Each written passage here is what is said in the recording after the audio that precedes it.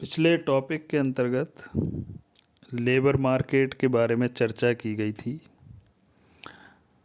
उसमें श्रम बाजार से संबंधित सिद्धांत और श्रम बाजार से संबंधित अध्ययन की क्या सीमाएं हैं उसके बारे में बताया गया था। लेबर मार्केट के इस टॉपिक के अंतर्गत इसी का एक अगला पार्ट है कि लेबर ऑर्गेनाइज्ड एंड अनऑर्गेनाइज्ड, अर्थात श्रम संगठित और असंगठित। इसका मतलब ये है कि संगठित क्षेत्र में और असंगठित क्षेत्र में कितने श्रमिक लोग कार्य करते हैं या लेबर कार्य करती है, उसके बारे में इस टॉपिक के अंतर्गत चर्चा की जाएगी।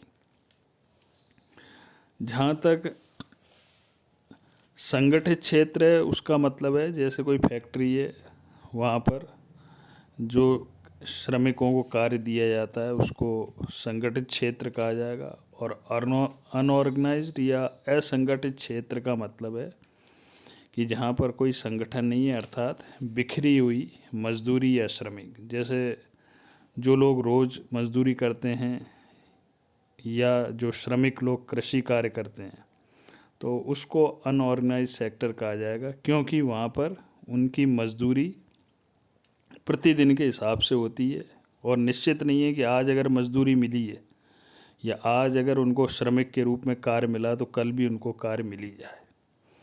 और जबकि संगठित क्षेत्र में जो मजदूरी या श्रम का कार्य दिया जाता है उसमें एक निश्चित तनख्वाह या महीने के हिसाब से श्रमिकों को लेबर के रूप में कार्य दिया जाता है।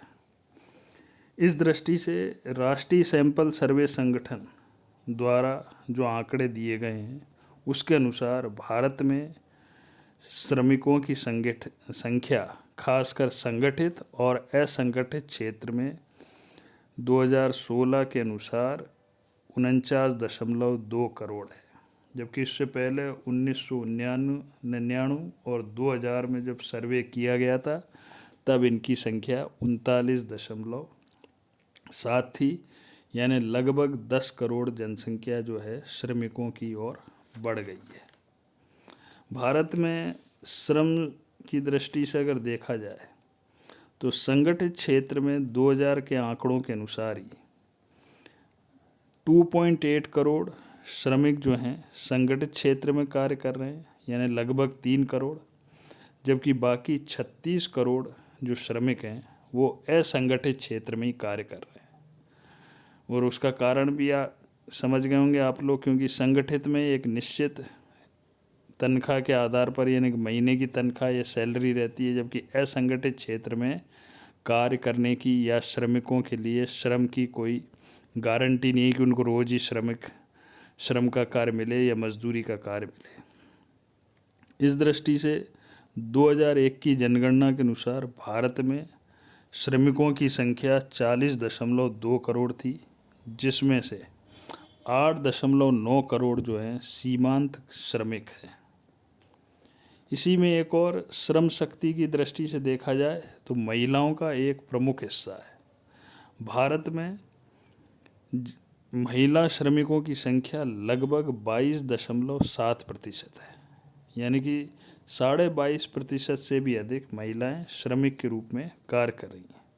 और अधिकांश महिलाएं जो श्रमिक का कार्य कर रही हैं वो ग्रामीण क्षेत्र की महिलाएं हैं, जो या तो कृषि का कार्य करती हैं या मजदूरी का कार्य करती हैं या खेतीहर मजदूर के रूप में।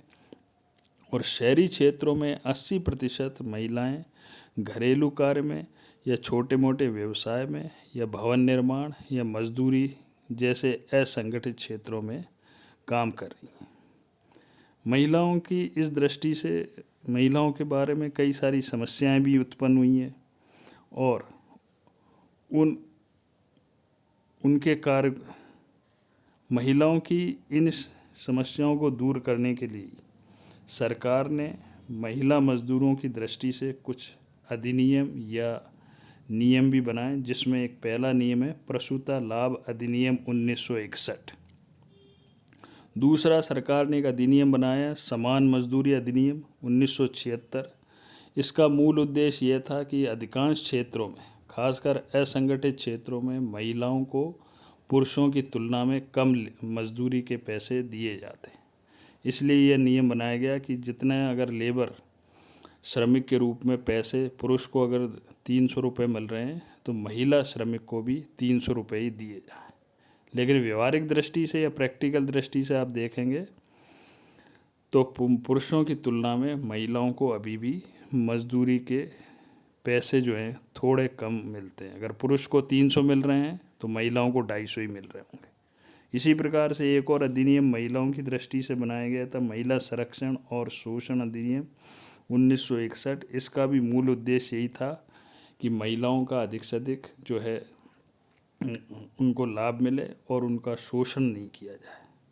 और इसके पीछे यही मेन उद्देश्य था सरकार का कि पुरुष और महिलाओं के बीच में भेदभाव जो नहीं किया जाए और महिलाओं को जो काम में कई सारी जो बाधाएं आती है, जैसे उनकी मजदूरी, मोल तोल की क्षमता, उनकी कुशलता में कमी और उनको बेहतर अवसर प्रदान करना, इस दृष्टि से सरकार ने महिला श्रमिकों के लिए ये सारे अधिनियम बनाए।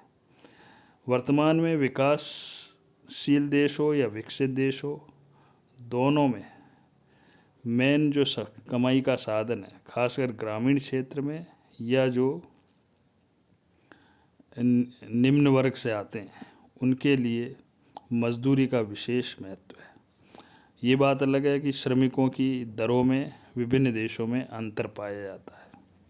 मार्शल ने यहाँ पर श्रमिकों की या श्रम की कुछ विशेषताओं का उल्लेख किया है, जिसमें पहली है श्रमिक अपना श्रम बेचता है, अतः वह अपने स्वयं का मालिक होता है। दूसरा, मार्शल का कहना था कि श्रमिकों को श्रम के स्थान पर स्वयं उपस्थित होना पड़ता है। तीसरा था श्रम नाशवान होता है, यानी श्रम को न करने पर वह नष्ट हो जाता है। अगर आप मेहनत नहीं करेंगे या श्रम का कार्य नहीं करेंगे तो आपका श्रम नष्ट हो जाएगा। नेक्स्ट है श्रमिकों के मोल भाव करने की भी शक्ति कम होती है, यानी कई बार श्रमिक जो है मोल भाव नहीं करते हैं और वो कार्य करने के लिए तैयार हो जाते हैं। इस दृष्टि से विभिन्न श्रेणी के श्रमिकों के श्रम की कीमत में भी अंतर पाया जाता है।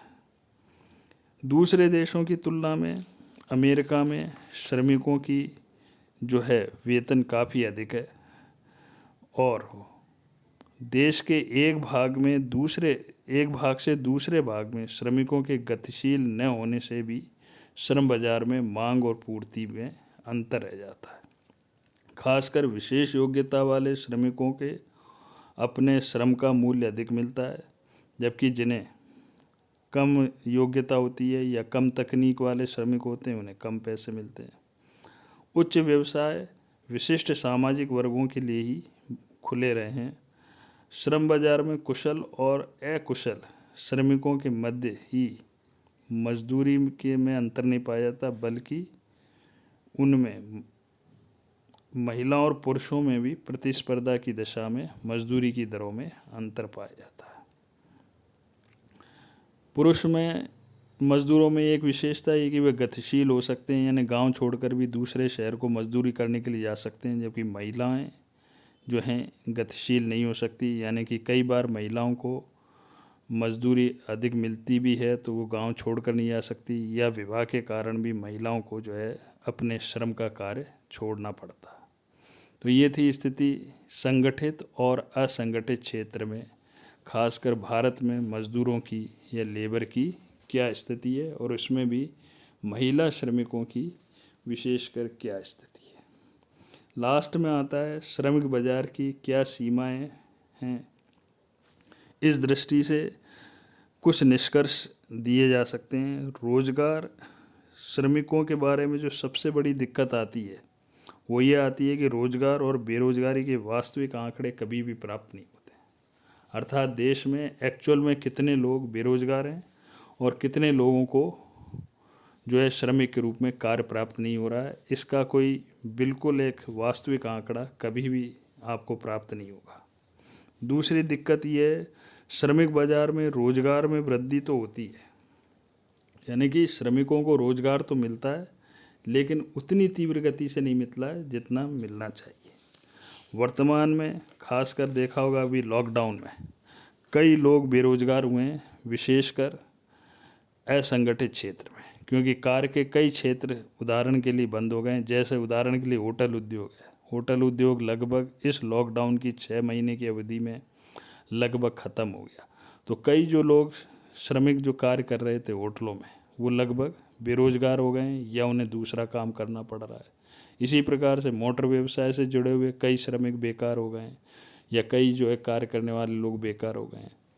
और इसी प्रकार से कई सारे उद्योग धंधे जिनसे लोग जुड़े हुए थे, टूरिज्म ख़त्म हो गया, उससे कई लोगों को रोज़गार मिला हुआ था, तो उनके रोज़गार ख़त्म हो गए। इसी प्रकार कृषि है, तो कृषि में भी बारिश न होने के कारण कहीं पर अधिक बारिश हुई, कहीं पर कम बारिश हुई, उसके कारण भी रोज़गार के अवसर कम हुए। तो ये एक श्रमिक बाजार की एक बहुत बड़ी समस्या है या दिक्कत है। लास्ट है, विभिन्न पंचवर्षीय योजनाओं में श्रमिक बेरोजगारी, यानी जितनी भी अभी तक पंचवर्षीय योजनाएं हुई हैं, लगभग 12 से अधिक पंचवर्षीय योजनाएं हुई हैं भारत में, और उनमें अभी भी बेरोजगारी जो है की दर में वृद्धि हुई है, यानी लोगों को रोज़गार अधिक प्राप्त नहीं हुआ। कहने का मतलब यह है कि भारत में श्रमिक बाजार के संदर्भ में